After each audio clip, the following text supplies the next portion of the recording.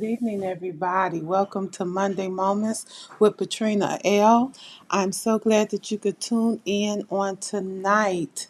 I hope that you are enjoying this beautiful Monday, June 10th, 2024. I'm running a little behind schedule because we're having a little technical difficulties on tonight, but nevertheless, truly, we're glad to be here. I want to talk about trust. Why does it matter? Trust. Why does it matter? Trust or the belief that someone or something can be relied on to do what they say they will is a key element of social relationships and a foundation for cooperation. It is critical for romantic relationships. It is critical for friendships. It is critical for any type of connection with other people. It is critical in interactions between even strangers because you want to be careful of who you trust. And it is critical with social groups on a large scale. And a lack of trust in such scenarios can come with serious consequences. We teach our children how to be careful in trusting people and not to be so quick in trusting strangers. But we also need to teach them, even in people that they know, not to be so quick in trusting because sometimes bad consequences comes out of it. Society would likely fail to function in the absence of trust. Well, what is the real meaning of trust? Assured reliance on the character, ability, strength, or truth of someone or something, one in which confidence is placed. Excuse me. The sense that one can depend on another person lays the groundwork for social exchanges, yielding benefits like affection, a sense of security, and achievements that would be impossible alone. When trust is absent, uh, uh, or someone betrays the trust that has been invested in them, the possibility of a successful future relationship diminishes. Trust comes in as many varieties as there are links between people in well functioning relationships. Individuals can trust that a parent or romantic partner will show them love, that business partners will hold up their end of a deal, and that someone in a position of power will yield uh, their responsibility. They will wield their responsibility. They will carry out their responsibility of the deal. They are trusting that they will carry out their responsibility of the deal. That's what I'm trying to say. To an extent, people also trust complete strangers to an extent. And what I mean by that, I'm talking about doctors, um, Uber drivers, Lyft drivers, first time babysitters, um, to follow social rules and not to take advantage of them or their loved ones despite the opportunity. Uh, Bankers, people such as who I've mentioned in those different uh, positions that we encounter that would sometimes help us in taking care of our business, we tend to trust them to a certain extent in handling our business. And in my research on trust, um, according to Sabrina Romanoff, a clinical psychologist and a professor, she stated that to trust means to rely on another person because you feel safe with them and have confidence that they will not hurt or violate you. This is something that also can cause those certain consequences because we, especially young people, we fall into that trap of trusting, and we get sometimes taken advantage of, whether it's um, whomever it may be in our lives. It may be a stranger. It may be, uh, uh, for example, a scenario of a young lady on a date and they were trusting the date that they were on, but they took advantage of them, and then it be turned into a date rape. Or it was a young person that was trusting uh, a somebody that was older than them, and they were putting their trust in them, that they were feeling safe with that person and that they would be able to, they were trusting that they were taking care of them, that they would not bring any harm to them. Therefore, they became vulnerable to them, and that person violated their trust, and that's how they were able to molest them. So trusting, it's it's a component that can be tricky, because when a wife trusts her husband and the husband trusts his wife, it can be a beautiful thing. When siblings trust one another, cousins trust one another, parents trust their children, and children trust their parents, and co-workers trust one another, and bosses trust their employees, and employees trust their employers, and everything works out well. It can be a good relationship foundation if it works well. But when that trust becomes violated, when that trust is broken, when that trust is no longer there, and the one that broke that trust took advantage of the other, and caught them in their vulnerable state, then now it will cause that person to struggle in trusting not just the one that broke the trust, but it caused them to struggle in trusting others. That person have to learn to trust again. And once your trust is broken, it's hard. It's hard to gain trust again. It's hard for you to start trusting again. It's hard to feel where you can trust again. And we have to be very confident in you to get to the point where we would trust again once that trust line is broken.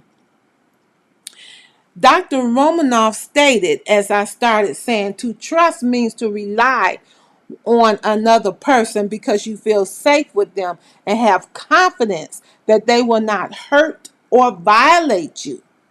Trust is the foundation of relationships because it allows you to be vulnerable and open up to the person without having to defensively protect yourself. Trust puts you in a position where you can become very vulnerable.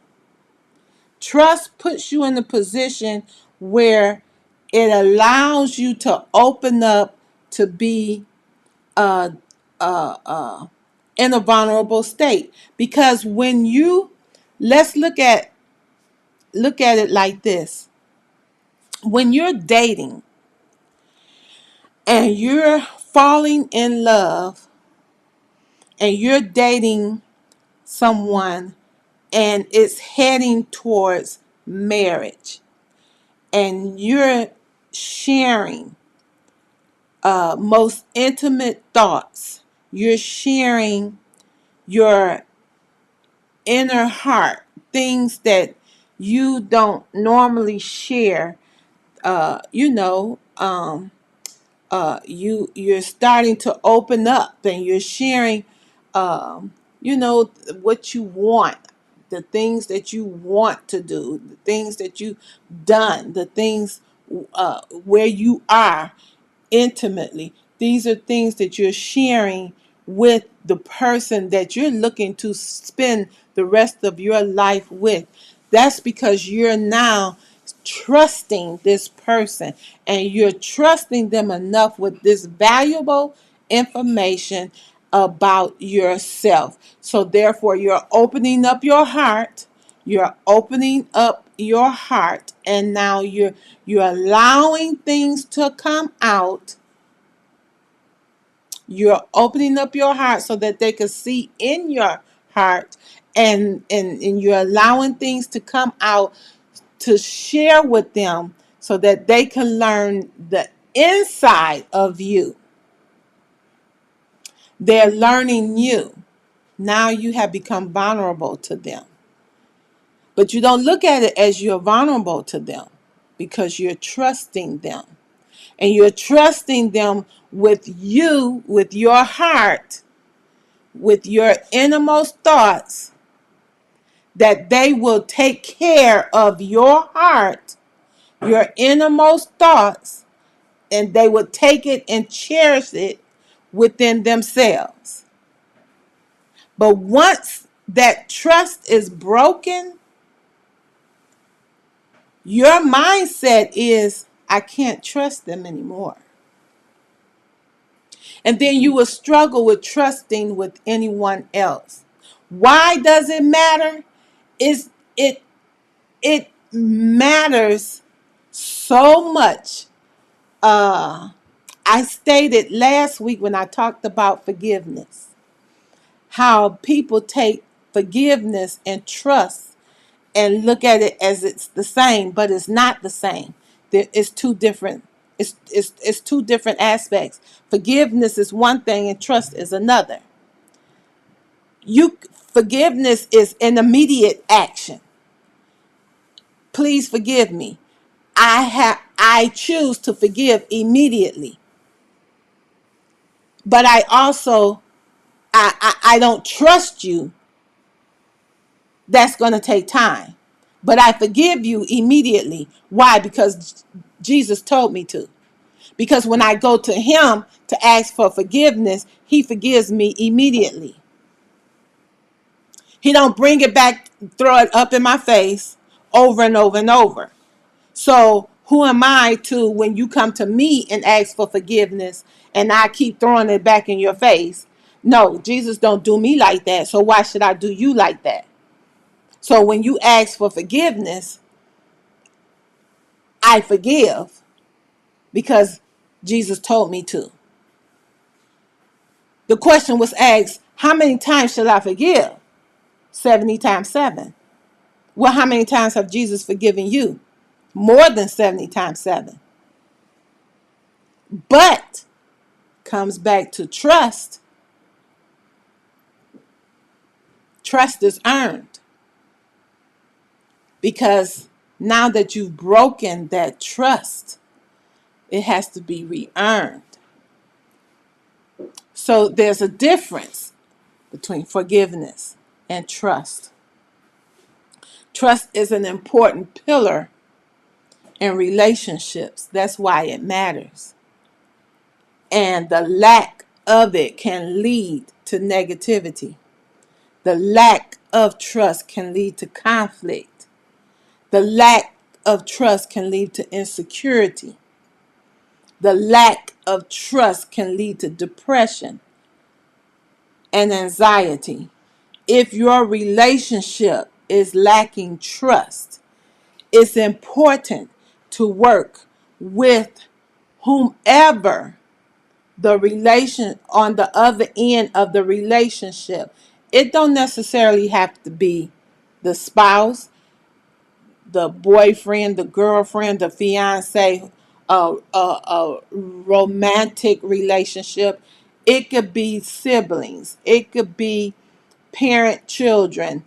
It could be co-workers. It could be whatever type of relationship, best friends, whatever type of relationship.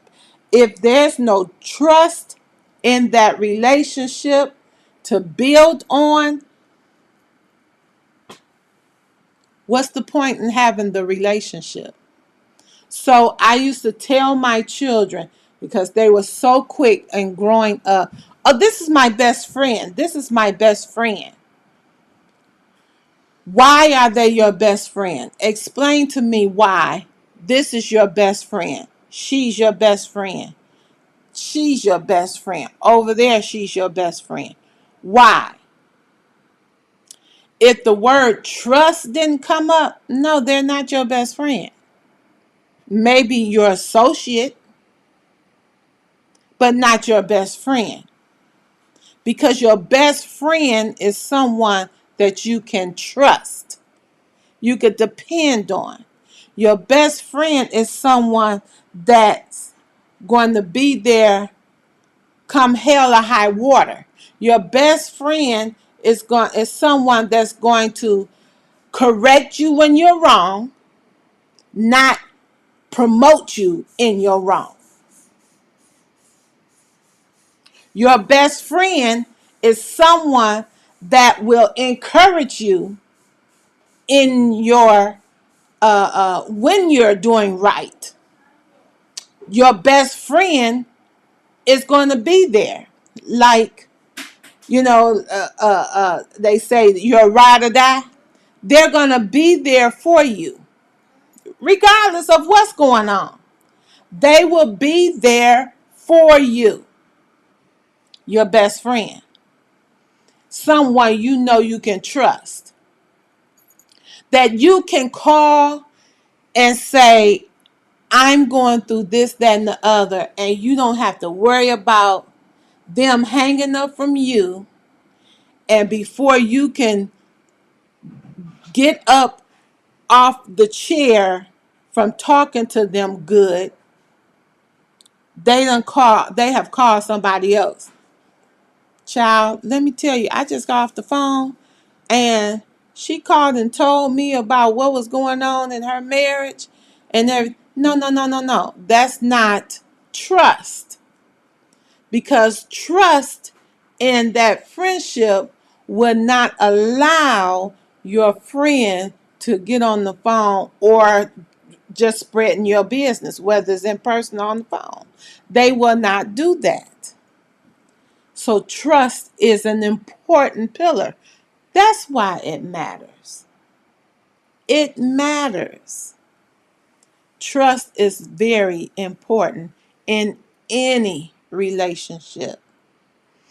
Just like you trust God. You trust God. You trust God when you go to Him and ask Him to do something for you. When you put a situation before Him, you put it in His hands, and you get up off your knees from prayer, and you have put it in His hands, you're trusting that He's going to handle it. Without a shadow of a doubt. Why? Because He has brought you through before. So now you know without a shadow of a doubt, God is going to bring me through again. I trust and believe that he's going to bring me out because I trust him. You have developed that trust in God. So just like you have that trust in him, we ought to have that trust here in one another, in the relationships that we have here on earth, so that you can let your guard down and sometimes be vulnerable with each other. I'm not saying with everybody. I'm not saying be vulnerable with everybody. I'm not saying let your guard down with everybody. No, I'm not saying that. No. Oh, goodness, no. Please do not with everyone. But be prayerful. Be prayerful. And when you seek God's guidance and he says, this person, yes, you can trust. That's the one you can trust. When he says, this one you can depend on. This one I sent them to be in your life. That's the one you can trust. So that's Monday Moments. Just a thought on trust and why does it matter. Something I wanted to share with you on tonight. I thank you for tuning in. I appreciate you. I appreciate your support. I do want to say, as usual, I have the To God Be the Glory, A Mother's Story book is available on Amazon. Please go and support me and purchase your copy today. It is only $9.99. You can get the digital copy of on Kindle for $4.99. Short read, but very powerful. You will enjoy it to see what a young woman went through in her marriage.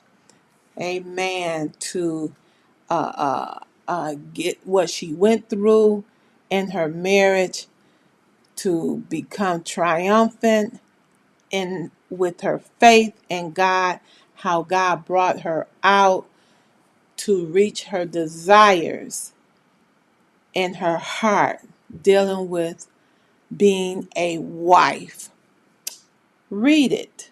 Get the book and read it, and let me know what you think about it. Give me a review and let me know what you think about To God Be the Glory, A Mother's Story. I hope to see you next week. I'm going to sign off now, and I pray that you all have a blessed night and a blessed week. Listen, inspire someone along the way, encourage another in their day. If you do that, it will motivate you to pray and asking God what to say. I love you and I mean it. Blessings to you all. Good night.